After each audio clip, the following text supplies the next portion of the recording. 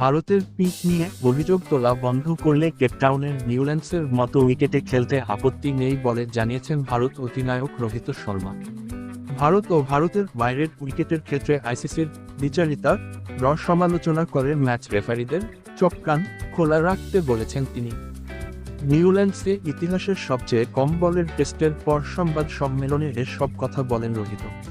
কেপটাউনে দক্ষিণ আফ্রিকা ভারত সিরিজের দ্বিতীয় ও শেষ টেস্টটি 642 বলের 107 ওভার মধ্যে শেষ হয়ে গেছে। 1.5 দিনের মধ্যে দুই দলের 33 উইকেট পতন হওয়া ম্যাচটিতে 7 উইকেটে জিতেছে ভারত। নিউল্যান্ডসের উইকেটে প্রথম দিনের প্রথম সেশন থেকেই অসম বাউন্স, সুইং ও সিং মুভমেন্ট দেখা গেছে, যা ব্যাটসম্যানদের জন্য রীতিমতো বধ্যভূমিতে পরিণত হয়।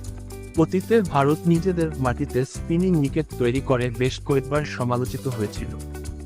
আর আজ 3 দিনের মধ্যে খেলা শেষ হওয়া বেশ কয়েকটি টেস্টের পিছকে বাজে আখ্যাও দিয়েছে আইসিসি। সেসব ঘটনার দিকে ইঙ্গিত করে আজ খুবই ছেড়েছেন ভারত অধিনায়ক। আমরা দেখেছি এই ম্যাচে কি ঘটেছে, পিচ কেমন আচরণ করেছে। সত্যি বলতে কি, যতক্ষণ পর্যন্ত সবাই ভারত নিয়ে মুখ বন্ধ রাখছে, ভারতের পিচ নিয়ে বেশি কথা বলা বন্ধ রাখছে, এর ধরনের উইকেটে নিউল্যান্ডসের মতো খেলতে আমার আপত্তি নেই। এখানে আমরা নিজেদেরই চ্যালেঞ্জ জানাতে এসেছি।